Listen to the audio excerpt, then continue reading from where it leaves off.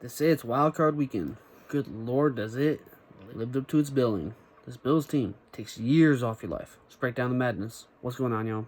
TK here, back with the Wildcard edition of TK's commentaries, as the Bills defeated the Jacksonville Jaguars 27-24 in Jacksonville and move on to face either the 4 or 5 seed or the Denver Broncos, depending on how the Sunday night game goes. Be sure to like, comment, and subscribe to the channel. Grinding over here on YouTube. Let's unpack it. The Jaguars defense is absolutely for real. It was a battle of the number one rush offense in Buffalo with the NFL's leading rusher, James Cook, versus the number one rush defense. And Jacksonville did not disappoint. 26 total carries between James Cook and Josh Allen for 79 yards, an average of 3.0 yards per carry. But still, Buffalo found a way to win. Let's start off on the Jacksonville side. Trevor Lawrence hit a lot of big plays. Made some good decisions, and then there was a couple ones. 18-30 for 207 yards. Only got sacked one time.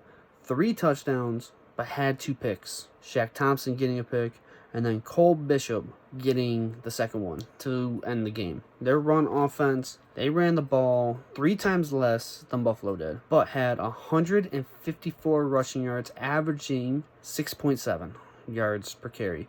Why did they not stick with the run? I have no idea, because they were gouging, especially with Tootin, who on his 4 carries had 51 yards, averaging 12.8 yards per carry, and ETN having 10 carries for 67 yards, averaging 6.7 yards per carry. They didn't stick with it. I'm not entirely sure why. Their defense, Parker Washington, 7 receptions, 107 yards, 15.3 yards per catch, and 1 TD. His longest of 34, had 12 targets. He was a X factor for them on offense, despite missing essentially the whole first half. They did get a fumble on the Ray Davis fumble off the kickoff. They did have 3 total hits on Josh Allen. They were in his face a lot more. Allen was getting absolutely beaten up in this game. His hand hitting his lineman's helmet. His knee getting kind of twisted up just a little bit on one of his carries, just taking shot after shot after shot, and he stood in there and held his own. Despite all that, Jacksonville did, however, miss a long field goal at the end of the first half, which was a little questionable, that they somehow got the ball off with like a fraction of a second, allegedly, that allowed them to have 1 second left on the clock, and Little did miss a field goal that ultimately did end up being a big miss even at that time. Now, what else can we say about Tre'Davious Trey Day White? This man was everywhere. 3 passes defended, big time play from a veteran, including a tip pass on the last play for Jacksonville that led to the Cole Bishop INT, who missed one a little earlier on another tip pass. Shaq Thompson reading Trevor Lawrence's eyes, getting an interception himself, while finishing with 8 total tackles, 6 solo tackles, 1 pass defended, and the INT. As I mentioned, James Cook averaging 3.1 yards per carry on 15 carries. The rushing attack was just not there. That's got to be better going forward. Shakir targeted 12 times, 12 catches, 82 yards. Old reliable for Josh Allen. Gabe Davis ended up leaving the field with a knee injury. Jordan Poyer also did not come back in the second half with a hamstring injury, and they saw that. I wonder if they have anybody else, because Hancock is not it. Prater came back this week.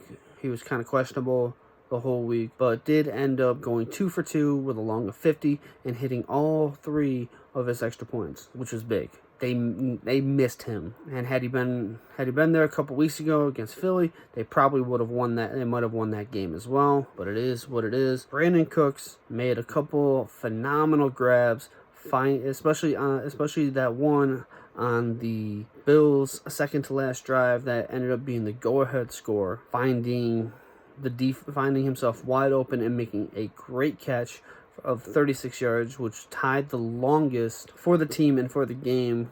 Keon Coleman having the other one, found himself wide open in his own defense and nearly taking it in to score. Superman found his cape. He took some shots. He got beat the hell up. I'm sure his body is going to be feeling it tomorrow. With the QB1, JA17, you got a chance. Allen went 28 of 35, 273 yards, 1 sack for 12 yards, a rating of 108.7 and 1 TD, 11 carries, 33 total yards rushing, 2 touchdowns, and a long of 10 on a snowplow that Osiris Torres pretty much carried him the rest of the way. This team knows how to take years off your life. Overall, great win, gritty win. The first time that they've won a playoff game on the road since '92. Allen gets his first one on the road in his career, and they're going to do it again. Where will they be going for next week in the divisional game?